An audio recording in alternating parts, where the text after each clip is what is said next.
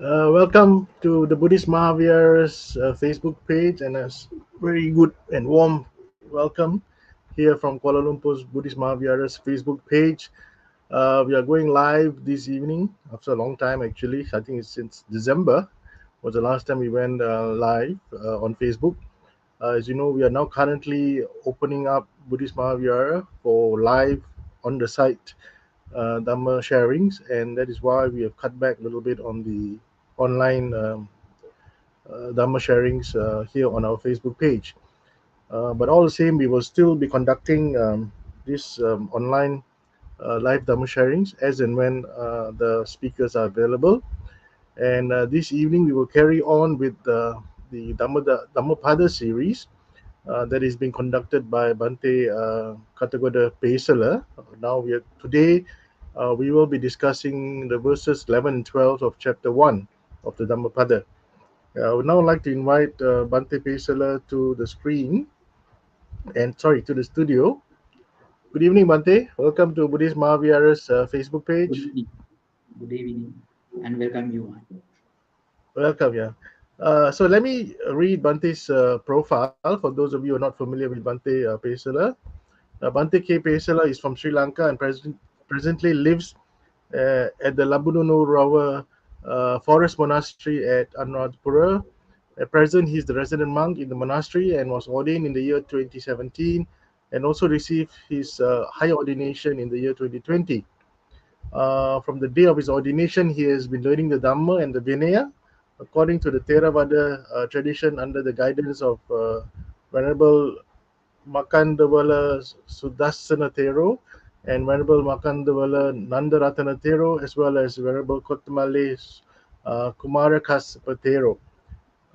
At the same time, as a monk, while progressing on the path to Nibbana, as per the teachings of the Supreme Buddha, he is continuing the sharing of the Dhamma for both local and international communities under the Dhammadutta program conducted by the Labunuru Kanda Forest Monastery for the well-being of humanity.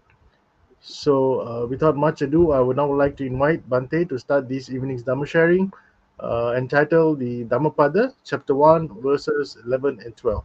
Bhante?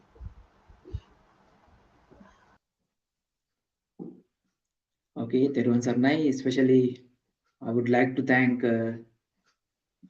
Mr. Tilak Leslie to introduce me, and he has made a beautiful introduction about myself and my monastery.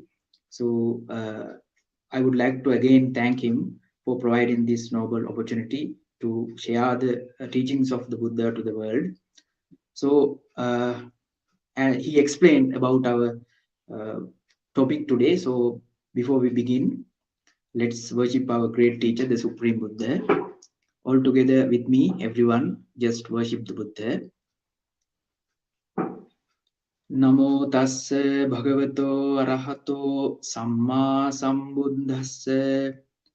Namo tassa bhagavato arahato samma sambuddhassa. Namo tassa bhagavato arahato samma sambuddhassa. Buddham dhammam sangham namassami. May my homage to the Blessed One, the Worthy One, the Enlightened One. Sadhu, sadhu, sadhu. So today, as the introduction explained, we are going to talk about 11th and 12th verses of the first Vagga of Dhammapada. So if I recite them in Pali, it is like this. Asare sare matino sare chasare dassino te sarang nadhi gacchanti middha sankappa gochara sarancha sarato nyatva asarancha asarato te sarang adhigachanti samma sankappa gocarati. So those two verses are also very valuable and important two verses of the Dhammapada, because it talks about in our dispensation, in our Buddha's teachings and Buddha's community of Sangha, two chief disciples, namely Sariputta and Moggallana. They were very important to us because, in some Dham factors, it is mentioned that Sariputta Thera and Moggallana Thera considered like, mother who can give the birth. Sariputta Thera similar to that. And mother who can feed, even our Prince Siddhartha, once he born to this world, after few days back, his mother died, and in that event, the other female mothers feed him back. So similarly, in this dispensation, Moggallana Thero, known as the father or the feeding feeder of the disciples. So that much of important these two characters in this Buddha's dispensation. So I'm going to a story. I would like to give you a brief explanation of the two verses. It say Asare Sara Matino. Asara mean here, most of the people who I live in the society or in the world or in other worlds also, most of the beings not wise enough. So unwise people, they always consider unessentials as essentials, and also when they meet the essential things, they consider them as unessentials. Because of that, they will never arrive to the satisfaction or the essential. And also they are having michcha sankappa. Michcha sankappa mean wrong or unwholesome concepts always dwelling in their minds. So I will explain you in the later part of the sermon what are those wrong conceptions. It is the meaning of the first verse, and the second verse it say Sarancha Sarato Nyatva. That means the wise one in this world, very few, very little amount of people or beings, they consider Sarancha Sarato. That means the essential, they consider them as essential. When they meet essential things, they see the essentiality, they see the importance of them then, and they consider essential things as essential. And also when they found some kind of non-essential things or the unessentials, they consider them as non-essentials.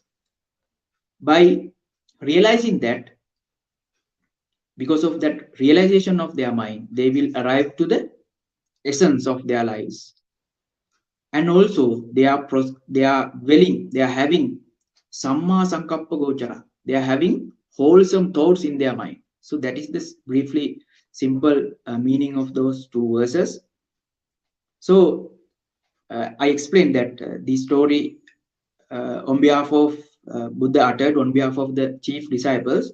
So before those two chief disciples, Sariputta and Moggallana, before they entered into the Buddha's community of Sangha, they were known as Upatissa and Kolita. Upatissa for the lay name for the Sariputta Thera, and Kolita the lay name for the Moggallana Thera. So initially they were good friends and they were having a very luxurious life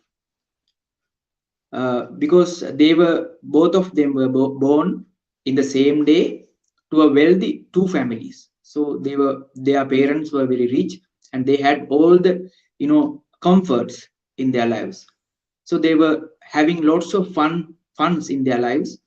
So at time, in one occasion, there was a huge festival. In today's terms, it is like a carnival or some kind of like that. And they were attending and they were so much having fun and enjoyments, but not like the previous days. Those two friends were that occasion not much happy about this about the scenario, about the background, about the experiences that they are getting. So after quite some time, the other friend noticed, they have noticed that they are, both of them are not getting much satisfied. Then they, one asked the other, what is the reason that I could see that you are not enjoying this festival like the other days? So then the other also said that, okay, I am not, happy with these, things. I need to have a everlasting satisfaction into my lives. So we need to find some, you know, uh, some spiritual guidance, because during that time, though people were much rich, still they had that background during the Buddha's time. During those era, lots of religious teachers were there. In the Buddha's time, there were 6 religious teachers. So they had a mindset that, by having lots of physical things, we cannot find the complete satisfaction. So they have the tendency that they had the tendency to go for a spiritual journey. So that mindset already had those people. So because of that, those two friends tried to find a good teacher. Then they luckily found a teacher named uh, Sanjay. He was named as Paribrajaka, mean he's a kind of a ascetic, and he went to him, and he had taught something, but still they were unable to find the complete satisfaction. Before meeting him, they were circle around whole throughout the India to find a good teacher, and they had lots of discussions, lots of debates, and none of them were able to make them fully satisfied. So that's why ultimately they had to come to the Sanjay. So the Sanjay, uh, ascetic, he also taught some kind of teachings, and after some time, that also not fulfilled the aspirations of those two friends. And what happened after that? Two friends decides to go away from him and find another teacher. Then luckily, uh, they decided, and they luckily met the Thera named Asaji. During when that moment, Venerable Asaji Thera, he is the first he is one of the first 5 disciples of the Buddha. You may have heard the term Panchavagya Bhikkhu. In this Buddha's dispensation, the first 5 monks are there are first 5 monks. They were achieved the first fruitions of the Buddha's dispensation. They were the first one who have realized the teachings of the Buddha, and one of them was Thero Assaji. So this Assaji Thera luckily met by the Upatissa. So in the first glance, in the first moment, when the Upatissa meet with the uh, Thero Assaji, he had the impression that something is unique with this monk, because the way he walk, the way he perform, uh, something peculiar. So he followed that Assaji Thera, and not like hurriedly, like when we are going to the Dhamma teacher, we shouldn't be hurry, because we should let some time for that teacher to be rest, and have a uh, comfortable environment. So because of that, he was waiting and he was observing the behavior of the Asajitera. During that time, Asajitera, he was performing alms begging round, and he had enough food from the town where he was begging, doing the alms round. So he left the village, and he reached to the jungle, and if he saw the suitable place for taking the foods. So that time, this Upatissa went up to him, and even before hearing the Dhamma, he had done the duties of the student, because he performed the duties of the student, like the good student. He provided necessary requirement, like as a ascetic, he was having a kind of a seating, kind of a seating arrangement, and he offered that seatings to the Astajitera. Then Astajitera sat on that seating arrangement comfortably, and after taking the food, let the Asajitero to have some time, and after that, with the when the suitable convenience environment arise, he worshipped the Asajitero again and asked the Dhamma. That means he asked, your performing, your way of working, your way of behaving, your posture, your color of your skin is very beautiful and attractive. I could see there is something special within you. So then he asked, what kind of Dhamma you profess? Who is your teacher? He, Upadisha asking so many questions. Then the Asajitera said, I am the disciple of the great sage, namely Supreme Buddha. So I am newly ordained as a monk, under his guidance. So I don't know much about to express, about to preach about Dhamma, but I know very few things. He said the beautiful. This verse is one of the best and important another verse of this Buddha's dispensation. That's why I am saying that, because if you can grab the meaning of this verse, you can become even stream enterer, or you can enter to the Buddha's dispensation as a stream enterer, or the Sotapanna. Sotapanna means Sota mean the stream of Dhamma, Apanna mean you have arrived. So that is the meaning. That is that much of important this verse is also verse having. So if I say the verse, it is said, the Asajitera said to him that Yo Dhamma Hetu Pabha Tesang Hetung Tathagato Ah Tesanchayo Nirodho Evang Vadi Mahasamam. The meaning of that, Ye Dhamma Hetu Pabha. The Dhamma which is arrived with causes and conditions. Here, the meaning of the Dhamma mean, we can say the teachings in Buddhism, teachings known as Dhamma, and also in deeper sense,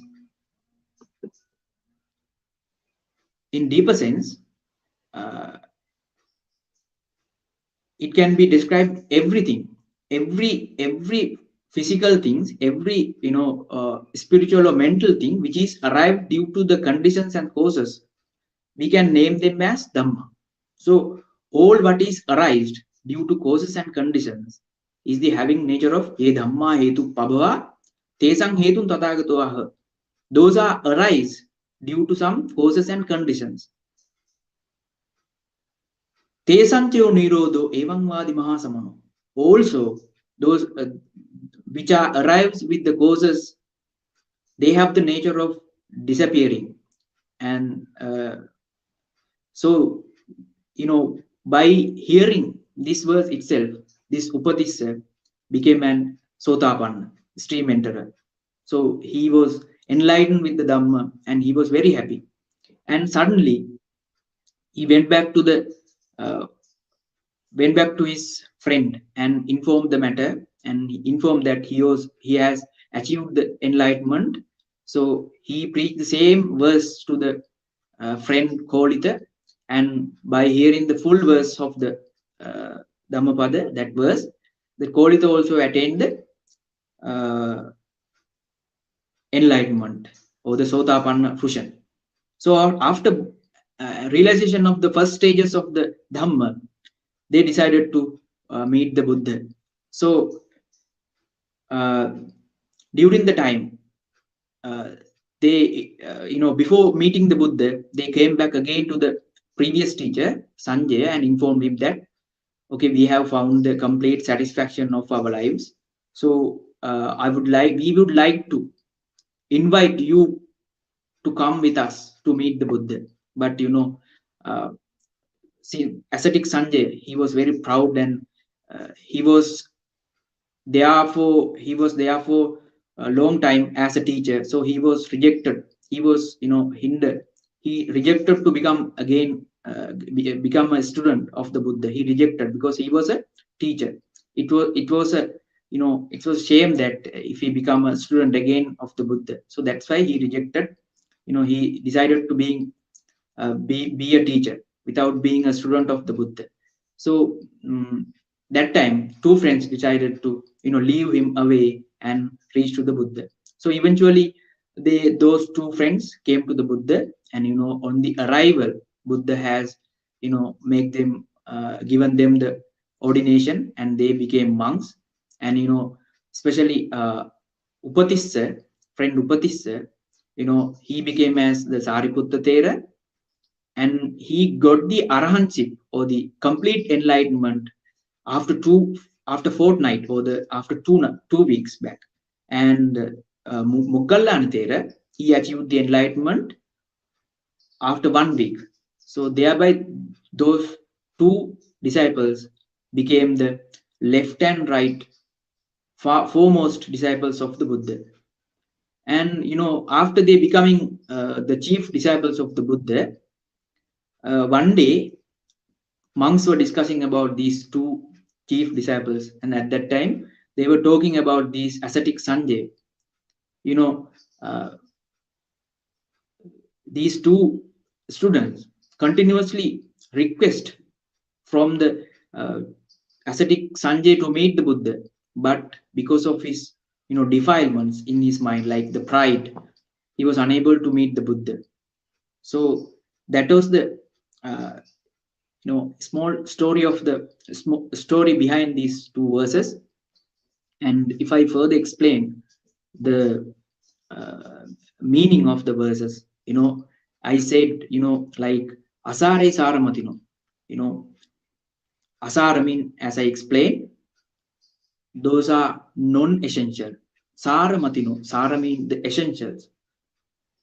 And the unwise people, most of the people who are living in this world, they are unwise. So they don't know what is good and what is bad.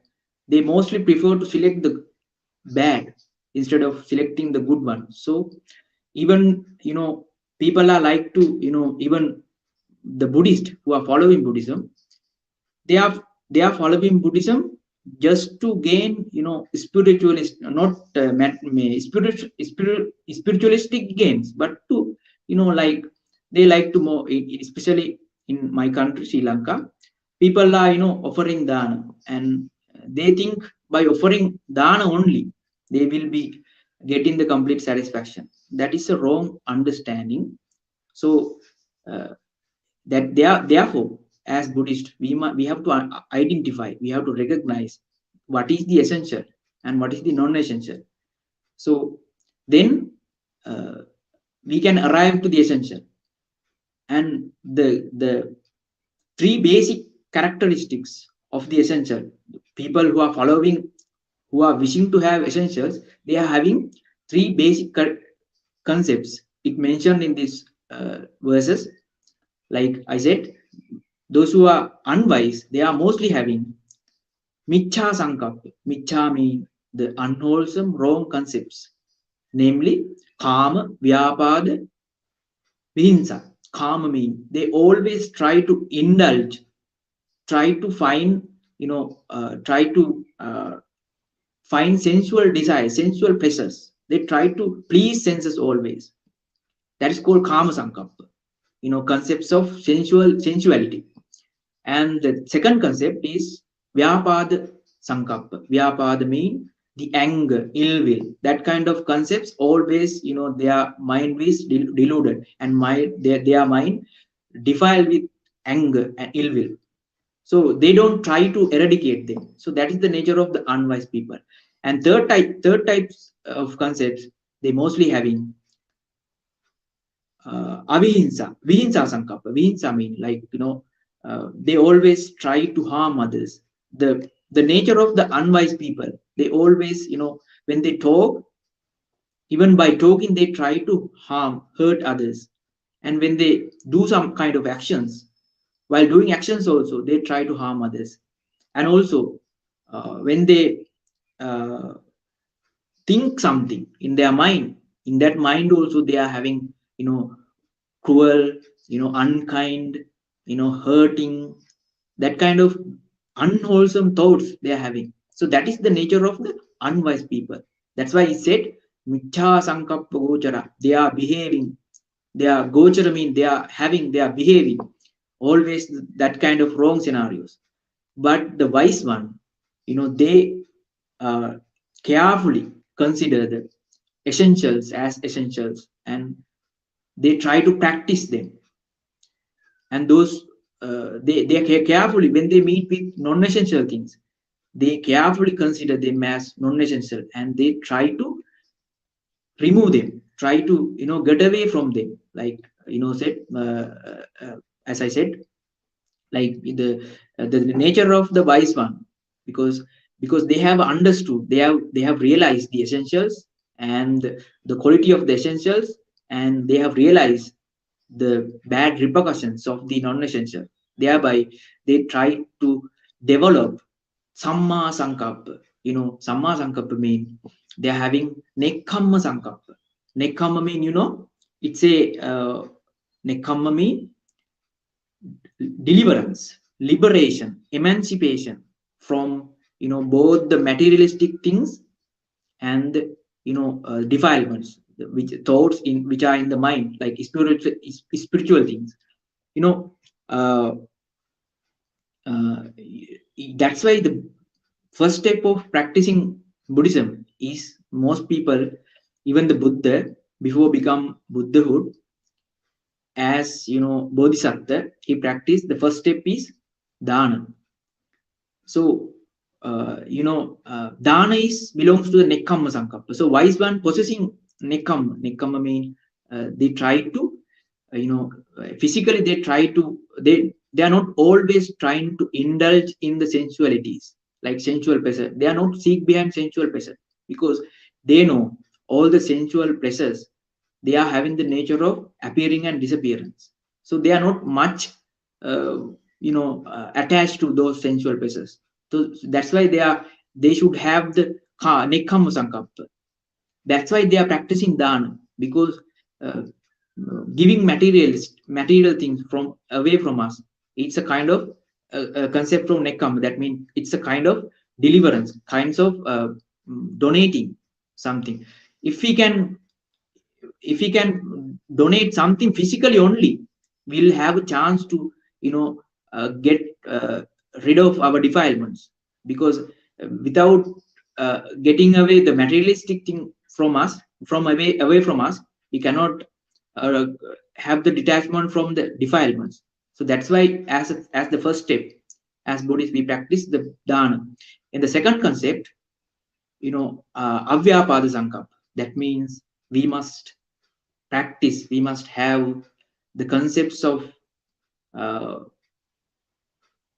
loving kindness. Most people known as the metta. Metta means spreading loving kindness. Uh, we should have to practice this method. That means, when we are living, instead of hurting others, instead of having ill will thoughts, anger thoughts, we try to reduce them, and instead uh, we must practice the method loving kindness. Thereby we can gain the happiness easily, because at the time when you have the met the kinds of thoughts in your mind, it will be really pleasing you. The moment you having that thought, that kind of good thoughts, you will be pleased, like uh, and uh, and the third concepts are known as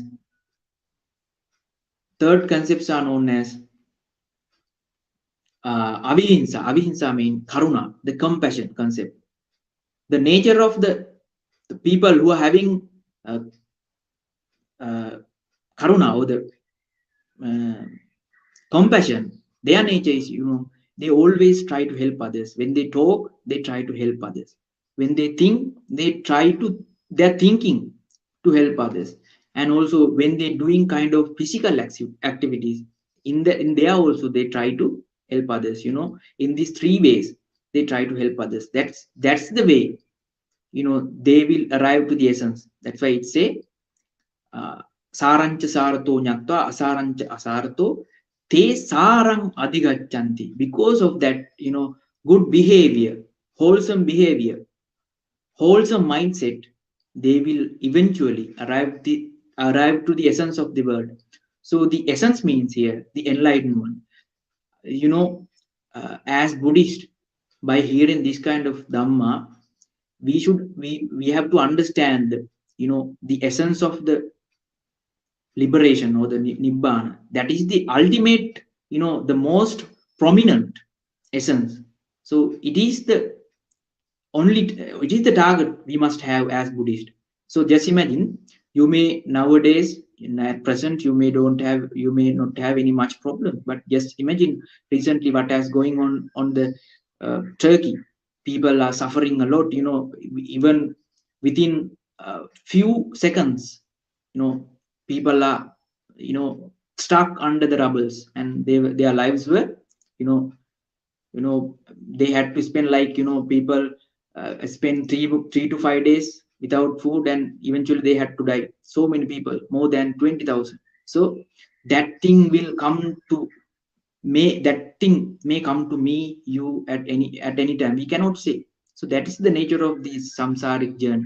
So that's why the Buddha appeared to this world, and he shown us the way of the, liberation, the path of liberation. That's why as Buddhist, we practice dana, and especially we must have the interest to the sila, samadhi, and prajna. The specialty of this Buddhism is, the other teachings also, they are practicing bhavana, and they also practicing samadhi. After some time they will get the samadhi, but when they stop the bhavana, the samadhi will fade away. But in Buddhism, it's not like that. If you know how to do, how to observe five precepts with right understanding, you know how to gain the samadhi. Then when you gain the samadhi with sila, with morality, the samadhi or the concentration that you get will not fade away. Eventually you will get the panya. Then you can understand completely. When you have the panya, you can realize you are the wise one. Then you can understand the, essentials as essentials, and the non-essentials as non-essentials. So when you understand, then you will automatically begin to have the wholesome concepts, as I explained. The concept of nekama. Concept of nekama mean, nekama, I said, like liberation. Try to find liberation, try to find emancipation, try to help others. Kindness, metta, that kind of good thoughts will appear on your mind because of your good understanding. Because you have understand the essentials and the non-essentials, you always try to go behind the essentials. Because of that, your willness to coming to have the goodness into your life, that is your good inspiration.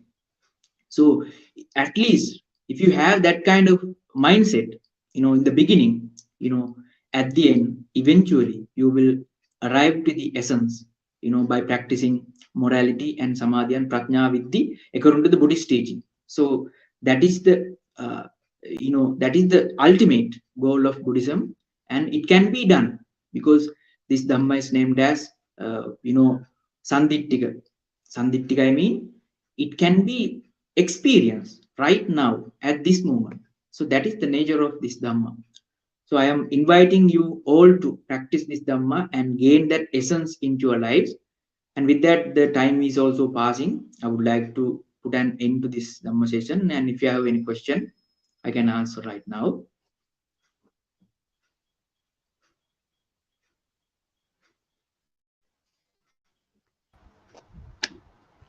Thank you, Bhante. Thank you for explaining verses 11 and 12 of Dhammapada. At the moment, I don't see any questions from the audience. Um, yeah, there are no questions, Bhante. So I guess we can end this evening's Dhamma sharing. And can you please conduct the Anumodana, Bhante? Yeah.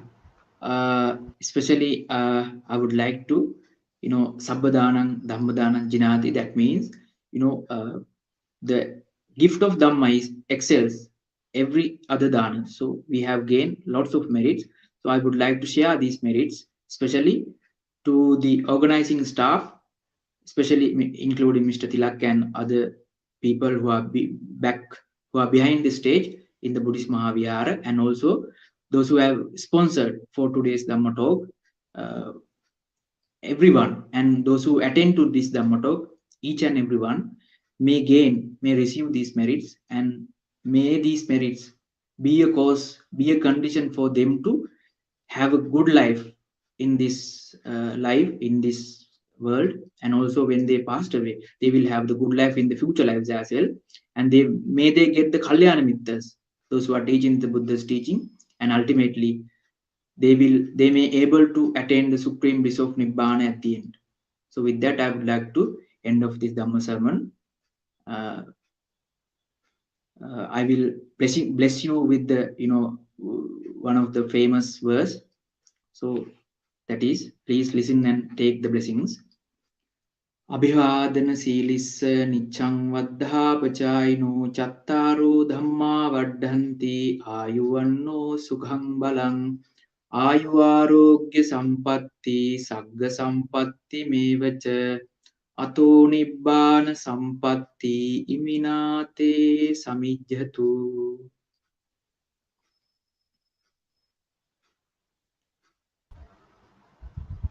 Thank you, Bhante. Thank you for conducting this evening's Dhamma sharing.